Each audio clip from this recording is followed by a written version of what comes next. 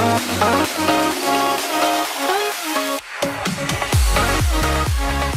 right, a very good morning to you. It's good to see you on this Monday morning. And I want to say on the eve of Valentine's Day, so I hope you're getting all the preparations ready. Welcome to the show. My name is Winnie Lubembe, and of course we have a lot to cover today, and especially as far as the evolution of media is concerned, because as we all know, the evolution of media has been fraught with concerns and problems. Accusations of mind control, bias, and poor quality have been thrown at the media on a regular basis. Yet, the growth of communications technology allows people today to find more information more easily than any other previous generation. So what exactly is the space for media, and what does media sustainability look like, especially in the wake of an infodemic that we are all experiencing globally? Well, that is what we want to understand today. And of course, it's also World Radio Day today. So it's a lot of things that is happening today, and it's also World Condom Day, just in case you didn't know. So it's a lot of things happening today. But our focus today will be on the evolution of media. So you want to stick around until the end of the conversation. If you're watching us and thinking, yeah, by the way, we get our news mostly on the digital platforms. Everything that we need, we can easily find it online. So again, what is the space for linear, TV or media in general? So that is what we want to focus on today. If you have any question or a comment, again, the way to reach us is very easy. Our Twitter handles are at NTV Kenya, both on Facebook and on Twitter, and tag me as well at Lubembe_Winnie. That is on Twitter, and let's have a conversation about the evolution of media. And of course, to help us with the same, we have Paul Otieno, who is an independent creative director and commercial content creator. The list is long, but I'm just going to stick with this for now. It's so good to see you this morning. Karibu to the show. And of course, you are also involved with radio at some point. So I really want to hear what your view is as far as this day. And this is as far as World Radio Day is concerned. And we also have Maurice Otieno, who is Executive Director, Baraza Media Lab. Is it a coincidence that you share the same name? No, it was intentional. It was intentional. To colonize this intentional, place. Right? Intentional naming by parents. By parents, yeah. We should do a bit of research, yeah, to see what happened. But it's so good to have both of you. Karibuni sana. Let's just first of all understand the role of media, right? And what exactly does it do to us? Let me just start with you. I think the role of media should be to share accurate and timely information to the citizens, basically to inform them to act on some of things, or even just to know, but know it accurately and timely. I think that's in a nutshell. That is what I like the fact that you pointed out accuracy, which we'll come back to in just a second, because there's a lot of issues as far as accuracy and the media is concerned. But for you, Paul, what exactly do you think the space of media, and what is it that does to us as a people and as consumers? Yeah, I want to agree with Maurice that media is a tool both for information and what you do with that information is up to you, but it's a channel for information, and hopefully it leads to positive change. We've seen media almost burning down this country. Yes. But we hope that it's for positive change. Absolutely. Really. Yeah, but it's essentially information. Yeah. Then what you do with that information. And I'm happy that both of you are in the media space, so I think it would be good to hear from your side then what is it that we can do so that, again, like you're saying, we do not bring more chaos, or promote more chaos, but promote peace, because that is the theme, and especially for World Radio Day today, that is, all about promoting peace. No, it says radio is actually a pillar for conflict prevention and peace building. So it is radio and peace, which I think it's a really, really good thing. So from your own lenses, because you have massive years, both of you, as far as this space is concerned, what has the evolution been like? And let's just start with you, Paul. From your own view and perspective, and having been in this space for a while, what has the evolution been like for you? I mean, you mean from Homo sapiens? Since the inception of the same. The evolution has been, I remember my dad listening to, it was long wave or what? Those long wave radio, those frequencies that, and he would listen to what we would consider as Ilizopendwa, but to them it was old school. Yes. So they listened to BBC, and this VOA and things like that. Yeah. And then we moved to FM, and the evolution of the FM. I think it was the late 90s, early 2000s, and then we moved to a lot more stations around. Coming up, yeah. Then we had internet radio and internet content. Then people moved to blogging and radio on demand. Yeah. We moved to VODs, video on demand. Then we moved to a lot more free-to-air channels. Then when we did the digital migration, then it was a mess because every bedroom is essentially now a station. Yes. Yeah. Yes. Yeah. Yeah. So I mean, it's been a. It was slow. I would say it was slow before the advent of the internet, and then when there was the internet boom, then it was unprecedented. And I guess that's why there's quite a bit of push on just managing mis and disinformation. Absolutely. Because now everybody is talking to everybody, True. and it's taking a while to know what's true. So that's the role of fact checkers and things like that. Yeah. But the evolution, it was a plateau for a while, and then it just took off. Absolutely. Yeah. And now we're here today, and of course, like again, we're discussing about this, and we said now everybody is sort of like a journalist. Whatever information you need, you can easily find it online, and of course, that is what you're saying. Now we're struggling with cases of mis and disinformation. But from your end, this growth, right, from way back when, up at, like in the 18. It's just a long time ago, right? Yeah. Up until now, what has that growth been like? And of course, from your experience, not at least due all the way back to the 50s and 60s. Maybe the 40s. Oh, even the 20s. No, for me, the critical thing is the rapid growth that has happened. Yeah. Based on which Googling you do, you'll find that the internet is about 1985 or so. Then it took it 10 years to be now fully in Africa, or Kenya particularly. So then that comes with a lot of challenges, but also with good. The internet has also democratized how we get information, how we pass our degrees. ChatGPT now is doing for us like our research assignments. Yeah. But also it has come up with the challenges of now everyone being a professional, and not only even a journalist. Professional, quote unquote. Quote unquote, right? Yes. If you can remember, even as soon as last year's election, when everybody was a returning officer. Yes. And everybody was coming up, I've declared these results, and on the internet. So it has left the consumers with a very precarious situation, because now you don't know who to trust. For the longest time also, the challenges of the internet and how it is encroaching into the media space of informing and accurately informing has made people to drink garlic and warm water, right, to avoid COVID. So there's a lot of misinformation that we have to be careful of. There's a lot of divide, because now anybody can come up and say whatever they want under the shadows of of the buttons, and that causes a lot of divide. And you're seeing it, of course, with the other democracies like the US, and it's going to be even adverse across all over the world. So for me, it's just a risk, but also within that risk, an opportunity for us to reflect and see what can we do. So not just sit down as lame ducks and accept like, we're here, what do we do? We cannot wish it away. No. Just how do we innovate around this space? How do we innovate within this space? That's my thinking. That's my kind of reflection about the change of the internet, of the media space. And the big risk also is everyone is disseminating information. Absolutely. And then you have people who have influence. Yes. And probably the information then disseminating is not accurate.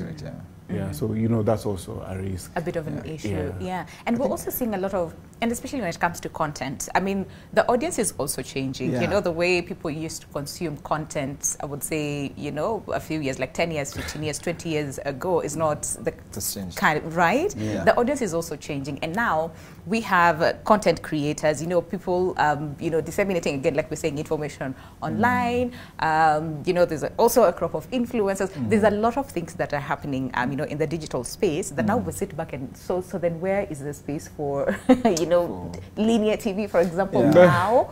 Because it's like there's a bit of a competition. So then where do we have this traditional, media? I think there's, in my own interpretation, I think there's space. It's more of realizing what it cannot do, Okay. and collaborate on what it cannot do. Because If you go with if the space comes in with that mentality of like, this is what we're doing and we want to fight for this space, then you're facing a very existential challenge. For me, I think this is the space where we're in. We know we are not getting to, we cannot be like your social media influencers, we cannot be like your bloggers. How do we bring them in and work with them? So I think it's that point of accepting. Okay. It's the point of acceptance. You know, is it the 5 levels of grief? So we're at that point where we're like, sour, we've accepted. Yeah, it's like how denial do and then anger. exactly. How do we move forward? But how do we move forward in a way that is more constructive? Yeah. And not antagonistic against anybody. Looking like we're competing yeah. against each other. Yeah, that's a risk. Because again, at the end of the day, it has like its own share of audience, and also, you know, the linear space also has its own, you know, share of the same. But then again, a lot of people find themselves at a place where, you know, like so what do we do? How do we, you know, navigate this space? How do we then not fight, you know, the digital space and all those things? So for you, from, you know, perspective of, you know, creating content and, you know, online versus having it, you know, televised, let's say on a linear media space, what would you say that looks like for you? You know, we cannot downplay the role of I don't like the word traditional, but traditional, you know, above the line media. All right. For us, I think in Kenya, we and Africa in general, we innovate too slow in the media space. All right. Mostly because it's expensive and probably it's a budget issue, or probably we take too long to do postmortem on our strategy as compared to other international media.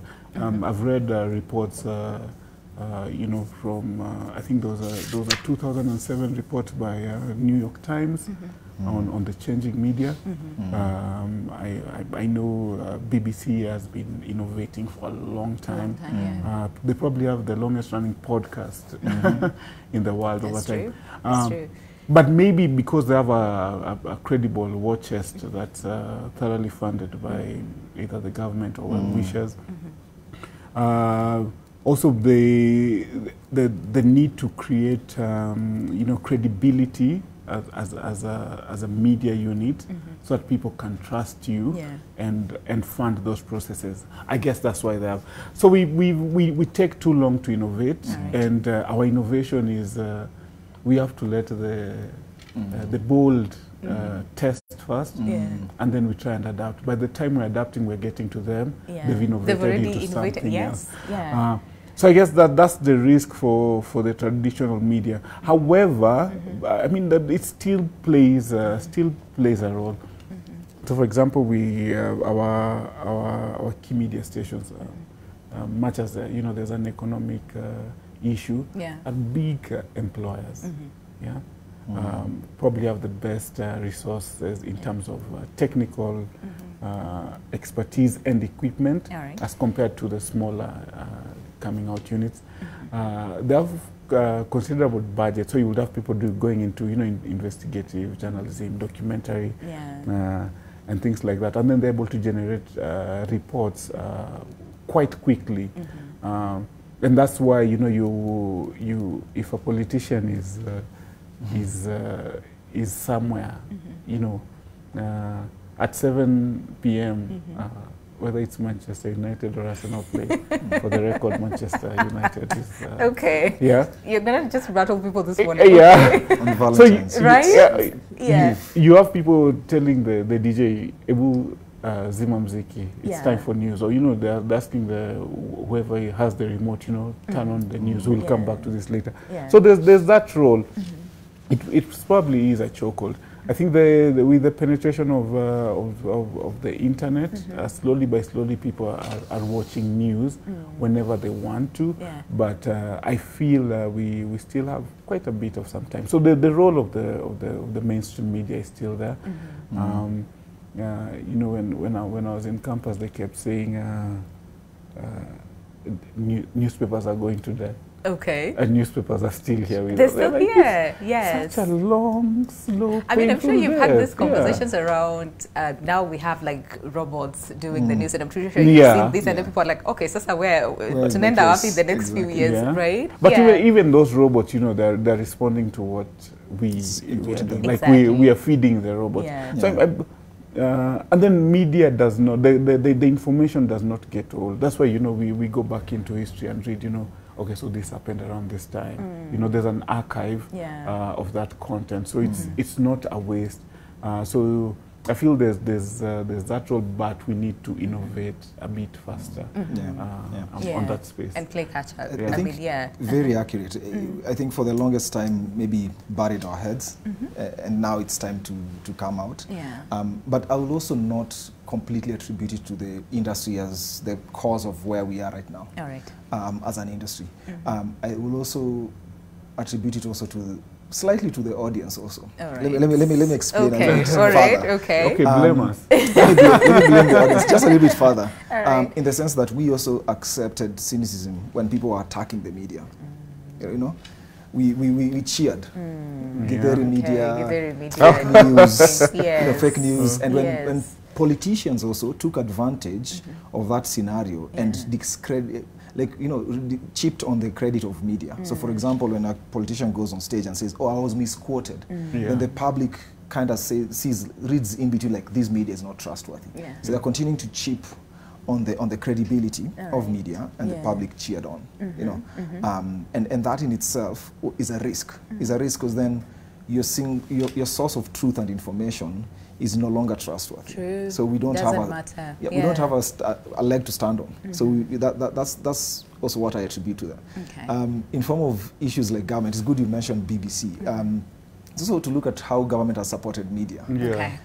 I know there's been that element of the largest advertisers and the government pulling it, and sometimes there's no evidence to prove that this has been done, but it has been said that they have used it also sometimes as a chip for favoring, you know, which media house is supporting them and all that. Yeah. So there's that, and I think also that lastly is to add on what Paul has also said, time. So by taking time to innovate, because innovation also happens when you're in adversity. You know, when you're in trouble is when you're like, let me figure out how to do these things, right? Yes. And the trouble has been there. You know, the way you just said, you both say like, oh, they've been saying that newspapers are dying. Yes. So we're in that space where it's a problem. Let's figure it out now. If we wait until it's dead to try and resuscitate it, it's gone. I see you things. I think that taking of time has made the audience to just shift on how they consume information. So now what we're doing is to play catch up with the audience to see how they can consume information a new way. But the challenge with that is that now you cannot do it as a single media house. You have to do it as an industry. As an industry, that's true. That's true. Case in point, I know subscriptions. I know Nation.Africa was among the first in the region to kind of do like subscriptions. I mean, we set the pace. You set the pace, right? I know. I'll send you my invoice. But the thing is, that's a bold move. Okay. But it was a bold move, or it is a bold move, in an industry where we are doing a lot of market education and consumer education on the need for paying for content. Yes, and that's a very, very big issue. But how about we take a break, and then when we come back, we'll pick from there, right? Because a lot of people are like, okay, so why? And then they find some place where there's no, that aspect of pay for, they're like, so you stay there as we're going to go. This is the route, right? And what sort of conversation? And what sort of conversations we also want to see. And of course, not forgetting the Africa Media Festival, which will be happening from tomorrow. Very, very excited about the same. So again, stick around until the end of the break. Not the end of the break. No, we're coming back from the break. And of course, we'll have that conversation as far as the kind of media that we want to see, right? So stay with us. See you very shortly.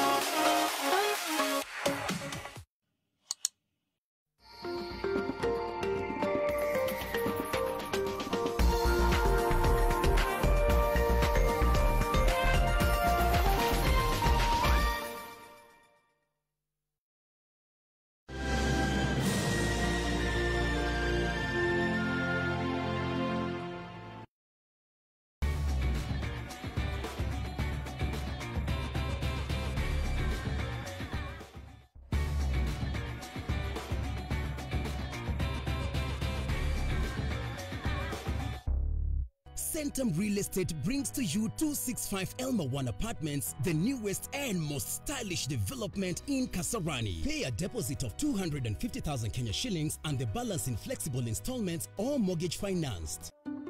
Candace, what's that? I brought you a small bonus. Bonus for what? You got us 299 family dinners, 64 kisses on the cheek, 12 road trips to see grandma, 42 jokes from daddy, 49 laughs from mommy. In over 60 years of dealing with numbers, we've learned that the numbers that matter the most to you are the ones that matter the most to us. NCBA Bank. Go for it. In life, you could be eager to be employed or be self-employed. Either way, you do need the right skills. This is the point where Goodwall is essential to you. Goodwall is a professional social media platform that offers you earning and learning opportunities. It offers you great chances to grow in your career, learn new skills, showcase your existing skills, network with like-minded people, or get job opportunities. Nation Media Group, in partnership with Goodwall, aim at providing solutions to unemployed African youth, creating digital content that inspires young people to stretch themselves and get the right skills that are useful to employers and their peers. So, how can you be part of this? Every month, we'll give you a chance to win $150 through our monthly challenge. Anyone can participate. Just look out for the challenges on NTV Kenya's social media platforms with the hashtag GigLife. Join the challenge now. I don't have to tell my daughter anything. She's smart enough to realize on her own that she'll never get anywhere with a man like that. What makes you think that I'm asking for your opinion? I am only informing you. Now that you're with him, are you taking my daughter from me too? Her death was caused by a gas leak. That's like falling asleep. That's it. I wouldn't think that she ended up all... She could have fallen and hit her face. We don't know. How can you be so insensitive? I actually bought myself a cart. I worked extra hard so we could achieve that, Leslie. But really, it doesn't matter now because you left me. Oh, so that's why you betrayed my trust and told my father where I was hiding? Yes, I did it because I love you. It had to be you. To protect our family from germs that cause illness when it's cold, we use Dettol soap. Dettol soap with germ defense gives you protection. When it's cold, germs are transferred in different ways, and Dettol soap's germ defense protects you from up to 100 illness-causing germs. Be Dettol sure.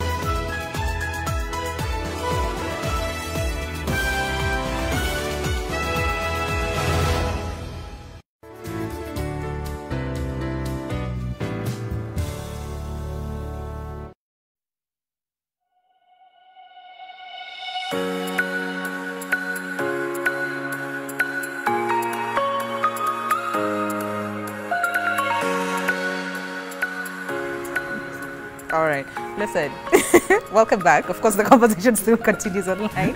Thank you so much for staying with us. The show is Your World, and of course, it's all about the evolution of media, and especially right now in, the digital space, right? The digital era where you can access content, online, and people are like, okay, so then what is the space as far as, the linear media is concerned, and how do we use the digital space to our advantage, right, and not compete against each other? And before we went on a break, you were talking about the paid for content, which again is still... Yeah, still iffy. Yeah. So the thing is, the current space of people who can pay for media, it's either your advertisers, and you've noticed that advertising, the government was or is still the largest advertiser. We know that there are some corporates that are particularly big advertisers, and in a situation where there's an economic crisis, these are the first people who cut down on their spend. So the media also sometimes faces that challenge. But also we've seen situations where these key stakeholders sometimes might stifle the funding to media because of their different agendas, right? Or political control or something. So it's a risk. I think the only way that media can survive is for it to be sustainable, and for it to be sustainable, it has to go back to the audience and say, we're giving you good quality content, pay for it. Okay. I think it's inevitable that at some point, people have to pay for good content if they want good content. because it's one thing to want free, but also free comes in with a lot of challenges. Either it's not good content, either you cannot trust it, but if you want it, you have to pay for it. So, and that in itself cannot be done by a single media house. No. That cannot be done by two players. It is almost like an ecosystem-wide level change. And it will take time. It's not a sprint. Yeah. No, that one we need like a Kemboy, you know, we don't need a Manyala in that situation. In that situation, we need like a long sprint and together.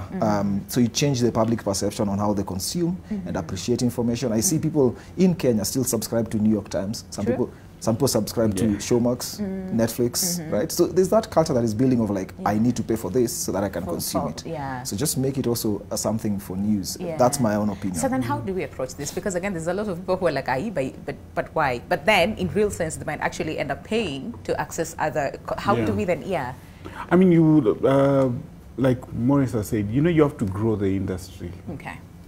Pamoja, like everyone has to come. Because, you know, I mean, you have a paywall and people are paying, so you have, you know, maybe 10%, 100% of 10%, when you could have 10% of 100%, or more. Or more. So, but and you know, the guys who are really doing this very well is are influencers, content creators.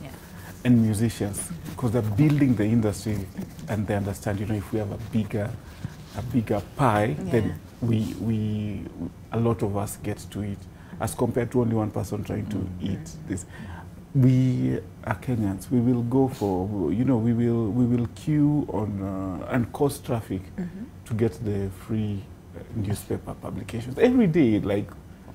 Before we go down the street to buy, you know, we will cause a traffic jam just, you know, receive the newspaper that's being distributed on the streets. So we will consume what's easily free. And you know, I'm a culprit. You know, I'm online. I see a nice story. I click. I have to key in details, log in. I'm like, it's just too much. It's too much process. It's not important. If it's important, it will get to me, and that's the assumption for everyone. But if we grow the industry, then you know we have a standard and say, okay, so this is the basic standard for you to access this kind of information. This is how much it's going to cost us. That's going to be a lot easier. And of course, I think on that note is where I bring in the Africa Media Festival 2023. Very excited, you know, about the same. Do you want to just talk about it and why it's important to have all these people in, you know, this, you know, all the players, right, in the industry to just hold hands and discuss and find ways that we can make media sustainable? And it was intentional for us to even use the word Africa Media Festival because media, and you said mainstream media especially, is facing an existential challenge, not only in Kenya, it's global. And even worse in other places, right? So it is a good hurdle for people to come and kind of start those conversations, but not only conversations, but also actions that can be changing the wave of how media intends to survive. Again, because it's not a one-man show, it's not like you know, tennis, it's a team sport. So we have to have all the players within the value chain, you know, from government to key stakeholders like media owners, journalists, you know, musicians, because they're all within the same space as media and creators and content creators, to funders, to students, that's the academia angle, and the consumers. All of them understanding, first of all, what is our challenge, especially at the backdrop of COVID. Because we saw, there's something that was very bizarre for me, like COVID, when COVID happened, media was all of a sudden the most needed resource at that time for anyone, government, individuals. I remember people dancing to alternate sounds in their houses, right? I remember people watching TTNT, which was by Njugush, a comedy online. Because media came through for humanity at that time. I remember everybody glued on their TVs to see. It was just too depressing, you know? Our numbers, like today they announced 2 people, our minister would, you know, CS would go and announce the numbers. Everybody was glued, like, oh, today they said 3 people. So media came through. It came through for the masses at that time and for humanity all over the world. And then immediately after that, media was like on the, you know, the butcher. Like everybody's like cuts overnight, and it's sometimes even no heads up, you know. So then media now became, you don't need it, yeah. Which is a very serious situation. When this is a pandemic, so it just shows you how important we need to preserve and work for media. So the media festival is that point where we are coming together to say, guys, we know where we've come from, we know the challenges we faced, how do we move forward? And hence the theme, reimagine media. So we want to reimagine media from all these tumultuous challenges that we faced. How do we move forward as a community, as an industry? And most importantly, you know, ensure sustainability of the same. And first of all, I'm just going to ask you, so then what does that look like? What is it that will take just to make sure that, you know, we preserve this? Sustainability. You know, it's going to take a lot, but like Maurice said, you know, first of all, you know, we have to take stock and say, okay, so here we are. Here we are. You know, and what's the big deal? Where are we going? Then once we figure out where we are going, then we can put in the, you know, the strategies to sustain where the direction we want to take and you know, head to there. And you know, I figure it's not going to be an overnight. You know, after the festival. Things won't change immediately. There's a lot of work to do. But you know, the media is this big bus that literally can carry everyone. And so, you know, we have to figure out, and everyone is already in the bus, so, you know, let's get them moving. But you know, let's take stock. Let's see what other regions and other people are doing. Let's see what we can borrow. You know, can we adapt global strategies to our local realities? Because our local realities right now are totally different from, you know, from the West. And I'm happy that you pointed that out, because majority of the times, usually, like you said earlier on, we wait and see, okay, what is the global world, you know, or the space saying? What are they doing? And then we borrow. But then again, it's not for our audience. It's not for our, you know, our consumers. It's for their consumers, not for our consumers. So then, how do we localize? That is usually, you know, it's usually like it's a very, very big challenge. You know, you probably don't even need to localize. We just need to learn from it. Yeah, just learn from it. Okay. That's actually the word. Just understand and adapt. Really. But there's something, before we go to that, Winnie, there's something that I wanted to add on to what Paul said. For us to be very reflective and agree, like, this is where we are, this is how we could move forward. The entire industry has to be, and the industry, I mean, like, the different players have to be vulnerable and honest in those conversations. If you still go there and, as you said, with your notebooks and you're like hiding, you don't want to say ideas, you're doing a disservice to the entire industry. Or rather, you come and genuinely say, we failed, this is what we did, and we've learned this from it. Because most probably whatever you've learned from that is the other person maybe failed on the same thing but didn't learn the same thing. So if we honestly and genuinely and openly, you know, share all the learnings, all the struggles, and also all the wins, in a way that also is safe for your corporate and organization workings. But if we do that, then it becomes a starting point. But if we still go to these segments where we just, you know, chat but don't speak the truth, then we are lying to ourselves.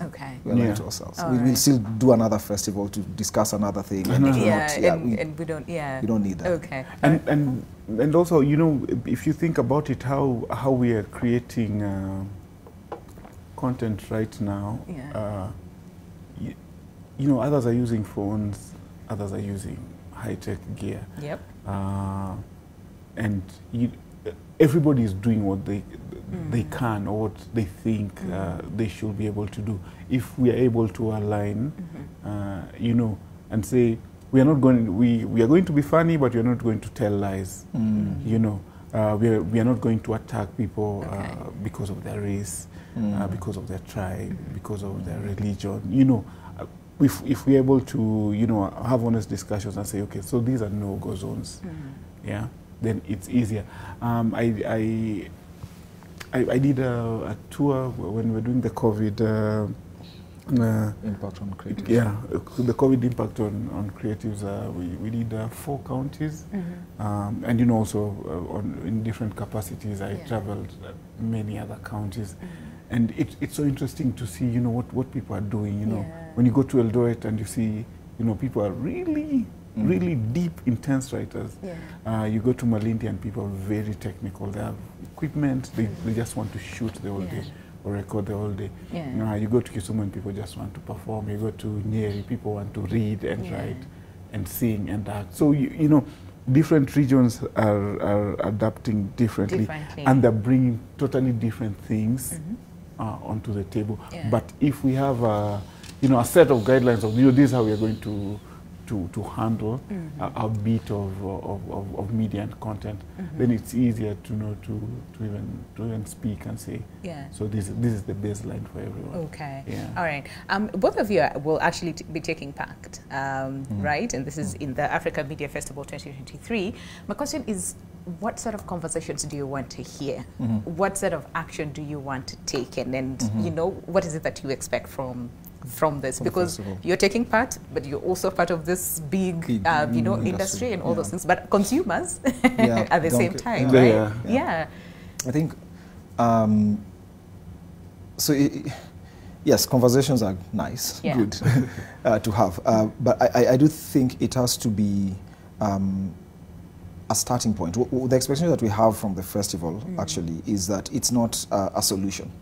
It's a starting point for a lot of solutions. It's a place where can we have the key stakeholders come to reality and discuss some of the challenges they're facing and be willing to change, even if it means them stepping outside. You know, and that could be your media owners, your editors, your journalists, the entire value chain. You know, how do we?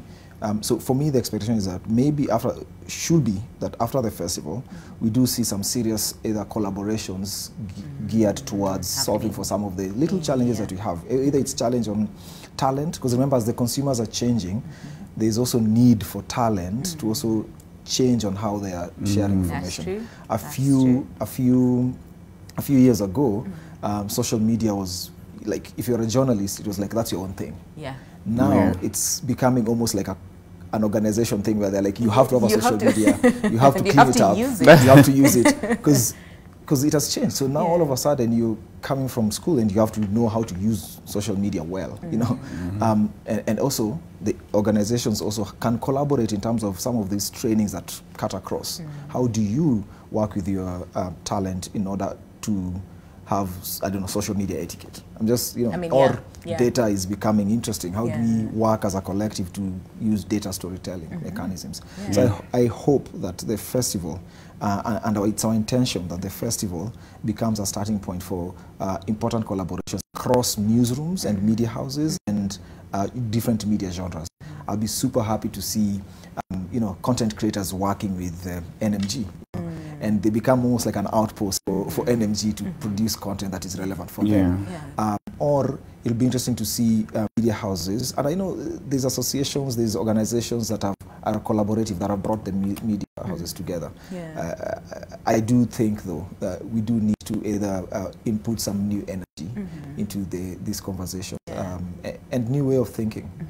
So I hope this is a starting point for that. So that by next year, when this is the inaugural one, and we hope to do another one, so that by next year when you're doing the second one, we're taking stock of like this and this and this started from this place. They're still ongoing, but started from this place. So that's the one big takeaway that I would like. All right, Paul?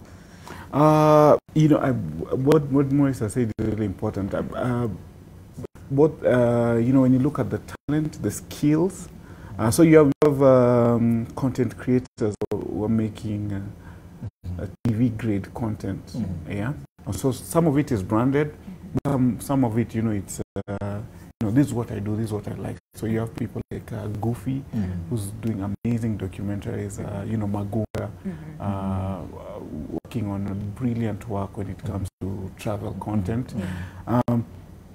So there's the talent, and then there's the numbers. What I really want to hear at the festival is, you know, so where do we meet? Because, you know, this is TV grade, probably even cinema grade, and I'm here, I'm out of the big mainstream. You know, is there a space for me? I think where media houses must agree that transition is coming. It's, yes. Yeah, so the old guards, I mean, whether we'll like it or not, this is life. Huh? Nobody's living nobody's leaving Earth alive. Yes. Yeah, unless you're going to space and, you know, coming back. Yes. But, you know, nobody's living, and there's going to be transition. And we have really, really great content creators. We have really, really great content and media schools. You know, you think about Daystar, think about GSIU, think about KIMC, and these places. You know, so what's the transition going to be? Then secondly, is there an opportunity for me then to come and say, look, I want to pitch this project. You know, I want to travel the 47 counties. Can I tell my own story? All right. With your standards. During the elections, I got an opportunity to do some work for a South African company, media company, following a couple of and it was, you know, it was a one-day job, following a couple of politicians on the voting day. I was contracted by South Africans. They could have sent SABC, you know, they could have called. Send their people. They could have called NMG and say, you know, can you do this for us? You know, so there's that opportunity to even, you know, cross borders and do work. So for me and for everyone who's coming, you know, those are the things I want to see. Those are the things I want to see. How can I collaborate with maybe even Diamond? You know, I'm just saying. Yeah, but there's those opportunities that you know would like to see, but also really like, you know, can we be really responsible with our media? That's really key for me. Okay. Yeah. All right. And you talked about collaboration, which is important, right? We cannot operate in silos and all those things. But then this is just my brain thinking, right?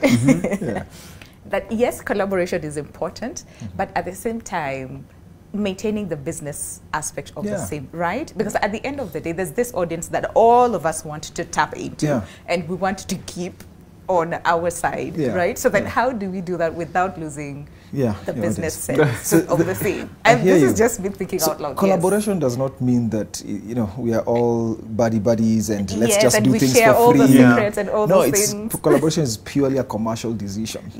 Like I'll not be willing to work with you if the collaboration is one-sided or I'm losing. Because even within this collaboration, let's say hypothetically, NMG has a big printing press site, and it says, you know what, we'll print all the newspapers in Nairobi, and there's no need for you to set up yours.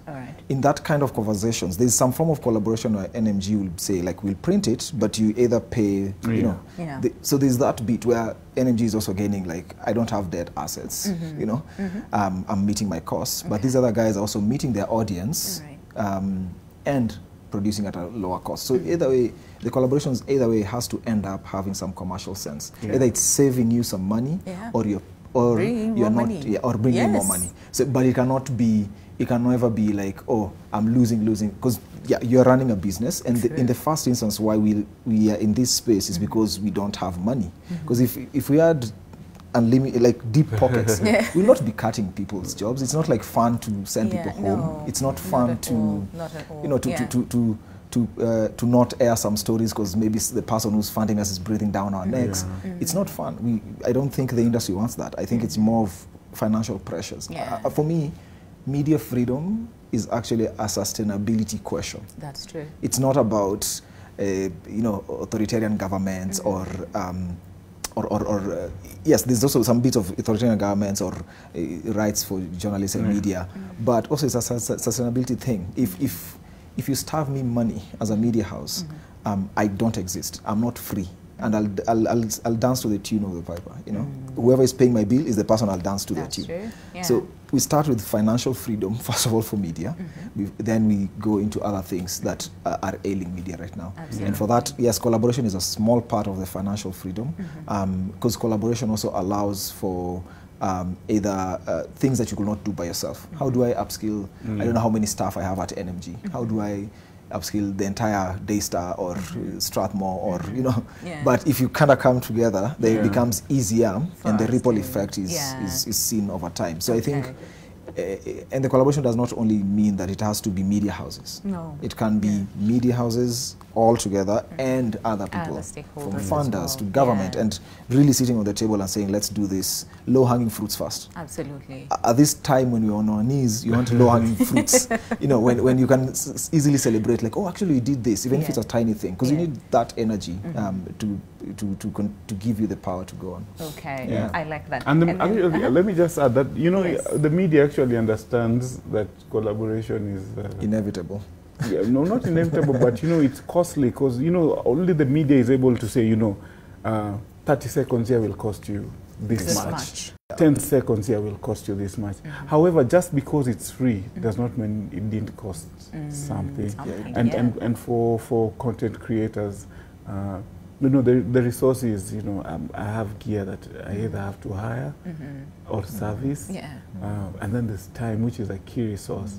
You know, you have to shoot, you have to write, you have to animate, you have to edit, you have to clean, and then now you have to be the marketing manager of that tiny 15-second content, because if, you know, if it grows, then you're able to grow. So even at collaboration level, you know, it's not necessarily cash, but it costs. And we can actually say it costed us this much to do it. Only that, you know, we didn't have it at that time. All right, so very quickly, as we bring this conversation to a close, and I'm going to just take this as your parting shot, collaborating again with the consumers, because at the end of the day, we need them, right? As much as they need, you know, the media and all those things. And this is in relation to the festival starting tomorrow and on 15th. What would you say in like 15 seconds each, right? As far as collaborating with the consumers, what does that look like? Very quickly.